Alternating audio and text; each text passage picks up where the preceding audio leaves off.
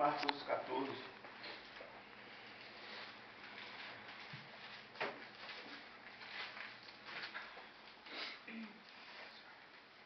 Marcos 14, a partir do verso 13.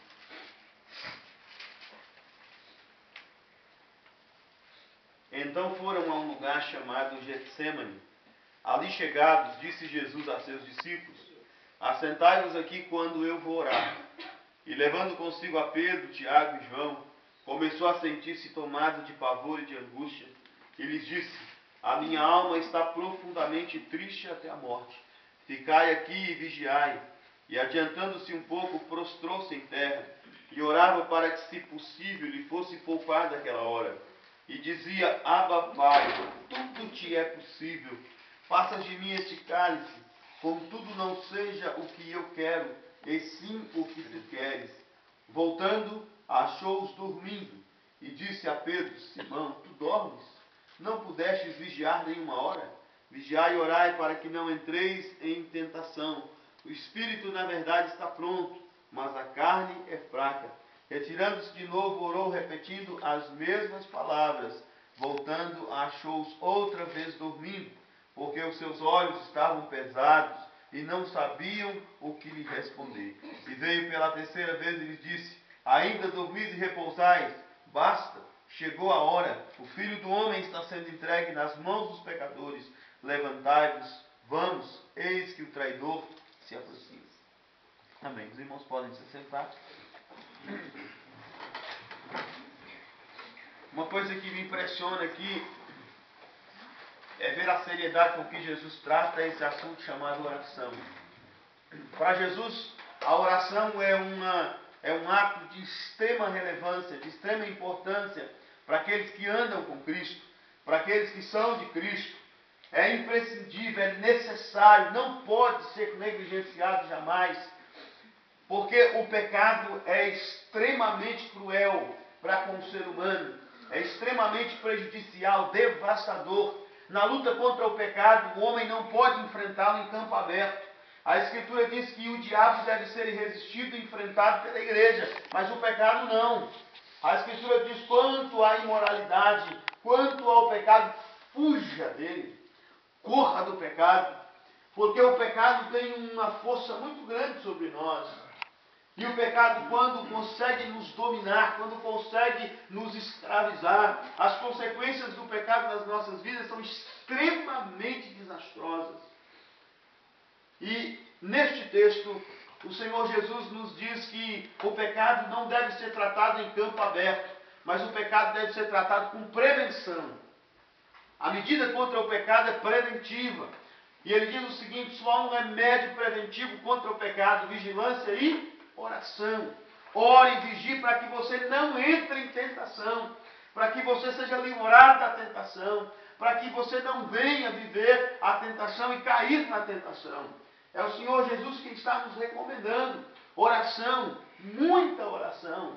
Nós não estamos falando aqui de orações repetitivas que são feitas pela manhã quando acordamos, que são feitas à noite ou no jantar ou no almoço, como é comum de todos nós. A oração em pauta aqui é a oração incessante, intensa e que muitas vezes está além das nossas forças. Percebemos aqui não um colégio apostólico acostumado a fazer orações repetitivas, mas vemos que Jesus submete o colégio apostólico a um período intenso e difícil de oração. E quando eu olho para isso, eu vejo uma única coisa: uma igreja que não ora, ela, infelizmente, será carnal. Porque a carne é fraca, o espírito está pronto.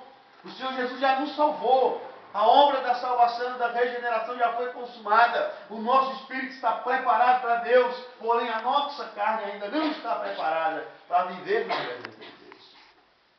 E infelizmente essa carne é frágil, é fraca.